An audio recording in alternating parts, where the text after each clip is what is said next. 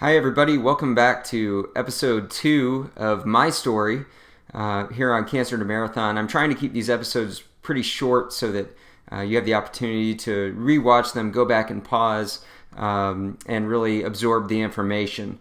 So today, I'd like to take things from my background and diagnosis, which is what we talked about in the first episode of my story, and now we're going to talk a little bit more about the disease itself and the treatment that I received for the disease. So as mentioned at the end of the first episode, I was diagnosed with acute myeloid leukemia on my wife and I's anniversary, August 6th of 2013. And at that point in time, my hematologist wanted me to go into treatment right away because my platelets were already very, very low, and the number of immature white blood cells were extremely high. And that's actually the reason that my platelets were low. So one thing to understand about acute myeloid leukemia is that it is caused by your DNA, some mutations that occurred in your DNA, producing these white blood cells that are what they call immature white blood cells, or blasts. Blasts are it's the term you hear more often than not.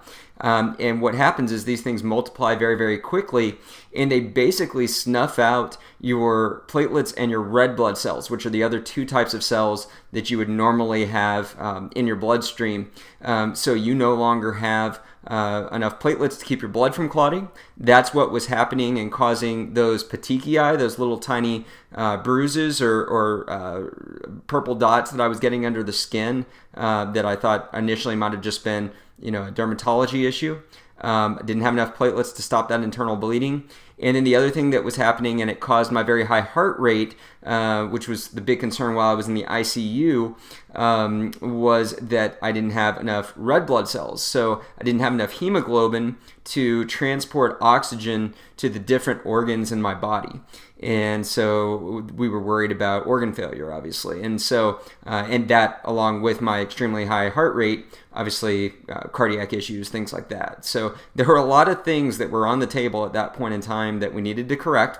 And so we needed to go ahead and we needed to get started with the chemotherapy very quickly. Now, what they do with acute myeloid leukemia for a patient that was my age, which I was 31 when I first went into treatment.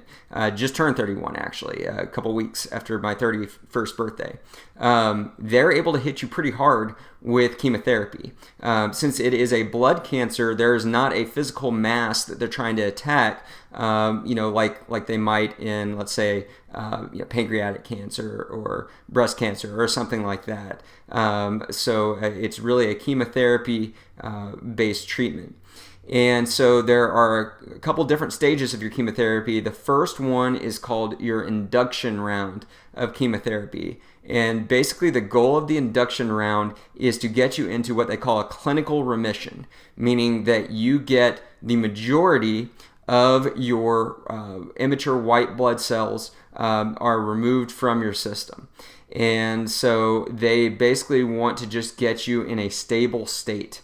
At that point in time, we're not worried about going back and correcting the molecular problem really quite yet. It is more about just getting you in a stable state.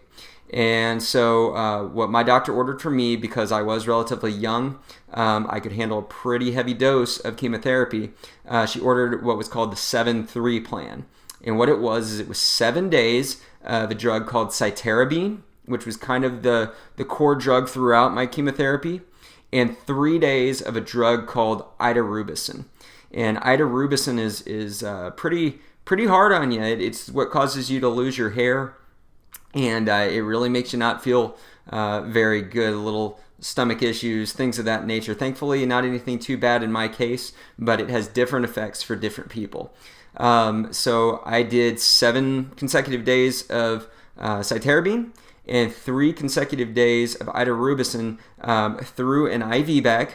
So it was an intravenous chemotherapy. Several days into that, they actually installed a PICC line as well. For those that aren't familiar with PICC lines, basically it's a catheter line that goes from about halfway down your arm near your bicep up and to right above your heart so that the chemotherapy drugs can be pumped easily within your system. A lot of people will get ports, which are little ports that they actually mount under your skin in your chest area, and then they access those with a needle every time you need to get your chemo. But in my case, we did a PICC line. I'm a little afraid of needles, and so I think they kind of gave me that as an option, and that worked out pretty well for me. I actually had one my entire treatment, had to get it changed out once, so I had 2 separate ones throughout the 6 months that I was in treatment. So basically, in the induction round of chemotherapy, it lasted obviously the 10 days that I was getting chemo.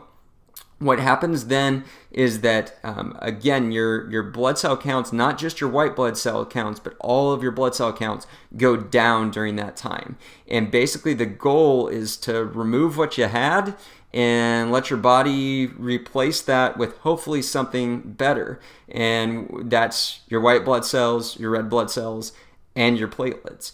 And so they knock you down to nothing. As a matter of fact, they call it your nadir, which literally, if you look it up, means nothing. And once you're knocked down to nothing, you get a lot of blood transfusions. You get red blood cell transfusions, and you also get platelet transfusions. And then your white blood cells kind of have to build themselves up from nothing again themselves, and you're hoping again at that point in time that your body is starting to correct itself a little bit and making those good white blood cells. And so that did happen with me. I was very fortunate that as my counts came up, and again I'm getting those transfusions to kind of supplement me during that time while we're waiting for those cell counts to come up. Thankfully, my cells did rejuvenate the way that they were supposed to. So at that point in time, I was stable enough for them to go in and do a bone marrow biopsy. And so this is really the first time that I had a chance to look at my DNA. The reason they didn't do that when I originally came in is that through my blood count, it was so kind of advanced as far as the way that the white blood cells or the blasts had developed. They were able to make my initial diagnosis without going ahead and doing that bone marrow biopsy. Had I not been quite that far along, they would have done that at first. But they went ahead, they did a bone marrow biopsy, which basically entails them sticking a needle into your bone on the back part of your back, so kind of the back part of your pelvic bone. And they take a sample of your bone marrow there, so that they can look at your DNA.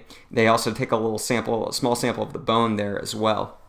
And they went in, they were able to confirm everything, and then they're able to let you know a little bit of your prognosis based on that, based on what mutations were going on in your DNA.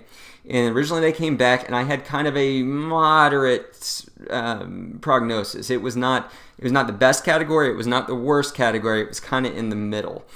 Basically, I had a mutation in my 16th and 17th genomes that were acting together that were causing these blasts to be produced, these white blood cells to be produced instead of mature white blood cells.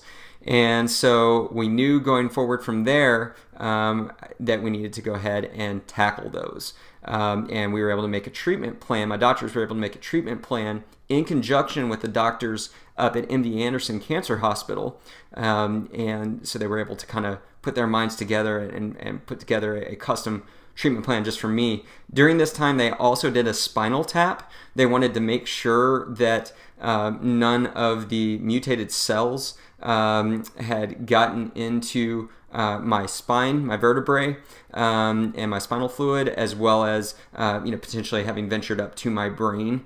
And thankfully, that spinal tap came back negative. So all the immature cells were still just in my bloodstream at that point in time. So that was really good news.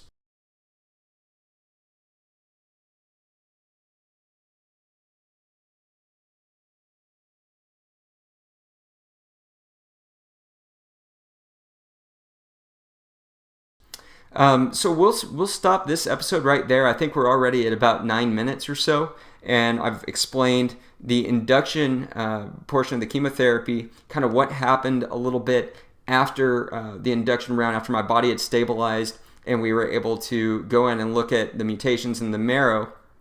And then I've let you know that coming up, we're going into a custom chemo plan for the consolidation rounds, which are kind of the follow-up rounds to try to correct the mutated DNA that had formed. And so I'll talk to you in depth about that during our next episode. But hopefully you've been able to take away what that process looks like for AML patients, at least for AML patients that are my age. A little bit older AML patients have a slightly different plan. Their bodies can't handle quite the intensive therapy that mine was able to.